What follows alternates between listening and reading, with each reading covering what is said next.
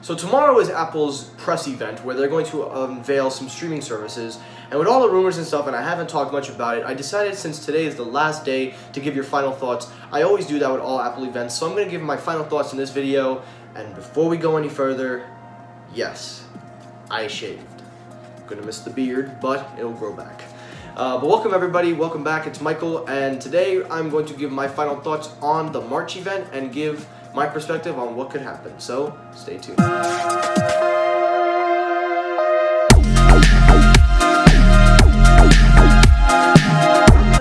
Too long. I want to make this video short and fast and straight to the point, so I'm going to try to keep this under 6 minutes. So first thing off the bat, what Apple could be unveiling is, of course, their new streaming service, their news. What I mean by that is their subscriptions to magazines, newspapers, and preferably anything that has to do with articles like the National Geographic, Time magazines, things like that. So for that, I hear a lot of people complaining about Apple taking 50% of the revenue, the New York Times not wanting to be a part of it. So there's a lot of negativity surrounding this type of news, but we're going to have to figure that out. The next thing that I think that they will unveil is their video streaming service. Apple, by this point, has it pretty much all wrapped up and set up because they're coming out with original content, they're filming it, and they're possibly going to release it. And for me, I think Apple could hit this as the big home run because the TV app is all over iOS, and if you have an iOS device, the TV app will pretty much be that go-to for everybody. The next thing that I think everyone is going to talk about and are hoping to see is a video gaming service. I do not believe that they will give a video gaming service because there is no evidence enough to support this. However, there was a rumor going around that people were saying that they were going to play games and stuff through the App Store for the iPhones and the iPads, not what Google is doing, which I will talk about in a later video, but the idea that they're trying to put a gaming service where you can just get unlimited games for the App Store, you pay a fee every month. Now, prices for these things are vary. The video service is rumored to be at $9.99 a month.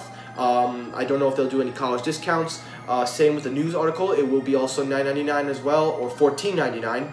And for the gaming service, again, not much information, so I can't talk about that. Now you're probably saying we got a few minutes left. My big standout from this whole event is the video service, and I'm going to tell you why. Because the video service is honestly what Netflix, Hulu, and other companies are doing. They're streaming videos and services. And Apple, as you know, is always dedicated in no matter what they do. So no matter, even if they fail or if they don't get enough subscribers, if Apple is consistent and stays with it, they can have a few hit and runs with there, or home runs, whatever you want to call it. Because Apple, to me, can actually make this streaming service work a lot better than what people are saying. Everyone's saying Netflix shouldn't worry, Amazon shouldn't worry. I think you guys should be worried because Apple is big. They have the money, they have the backing, they have the resources, so they pretty much are banked up and can send this thing into a flyer. Now, in terms of whether or not this is going to be a success is a different story, but because the TV app is already in iOS, it gives them an advantage. You don't need to download platforms. And if people that want to use it on Android, because let's say there's a popular show that they make that people really binge watch and love, that could be their hit. And to me, Apple can bank off of this, and this is their big stretch into the streaming service. Apple Music is their best one by far. Music quality is great. It does the job well if you're in the Apple ecosystem. And if you're on an Android, it works fine. So what's to stop these other ones from going? I think that this is the right decision for Apple to go down. So I'm hoping that this works out for them, and I will probably subscribe to the video services. I'm thinking of canceling my Hulu anyway, since I don't watch Hulu as much. I'll have to wait and see.